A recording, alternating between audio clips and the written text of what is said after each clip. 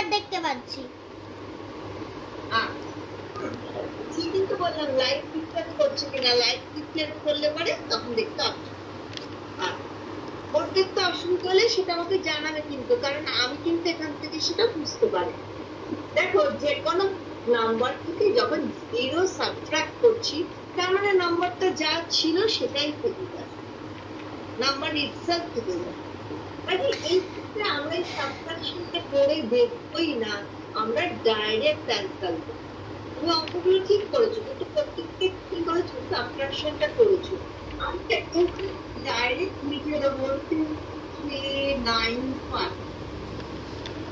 ঠিক আছে ম্যাম, আমি সাবট্রাক্ট করিনি, আমি ওইভাবে লিখেছি, কারণ পাশে পাশে হলে জায়গা হবে না। আচ্ছা, সে তাহলে পাশাপাশি না হলে তুমি তলায় ইকুয়াল সাইন দিয়ে দেবো, তাতেও কোনো ভুল। দেখো এগুলো মাইনাস তো থাকবেই, সেটা আমি জানি। এবার আমরা একটু একটু করে বড় হচ্ছে তো, আমরা কিছু কিছু নাম্বারের ক্ষেত্রে অ্যাডিশন সাবট্রাকশন ক্যালকুলেশন না করে নাম্বার দেখে ডাইরেক্ট বলতে শিখবো। যখন 0 মাইনাস হয় তার মানে যা ছিল নাম্বারটা তাই। ঠিক আছে, ধরো যদি আমরা 1 প্লাস করি, হ্যাঁ 1 প্লাস করলাম, 1 প্লাস করলাম মানে প্লাস এইটা সাকসেস আসবে, তাই তো?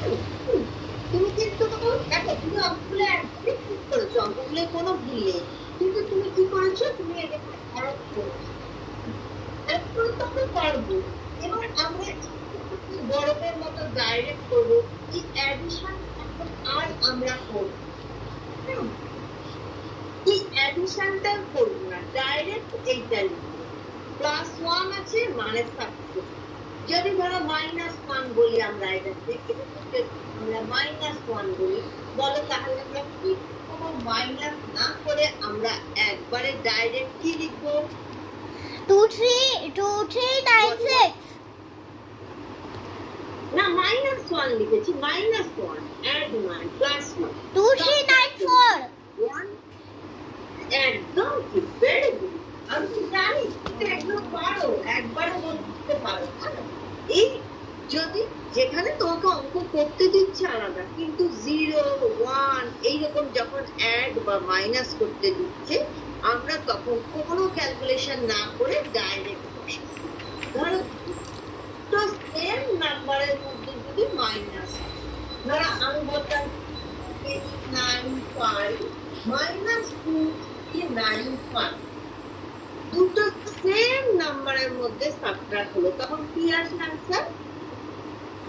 0 0 0 0 0 0 0, চারটে 0 হবে।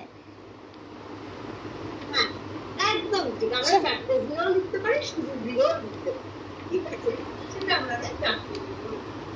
হ্যাঁ তুমি অঙ্কগুলো ঠিক করেছো, এইগুলো ক্যালকুলেশনটা করে দেখিয়ে, এইগুলোর ক্ষেত্রে আমরা কোনো ক্যালকুলেশন আর করবোই না, আমরা ডাইরেক্ট 0 অ্যাডিশন বা সাবট্রাকশনে 0 তখনই আসে যখন কিনা দুটো সেম নাম্বারের মধ্যে সাবট্রাকশন হয়, তখনই 0 হয়, তাছাড়া তো 0 আসে না ম্যাম, তাই না?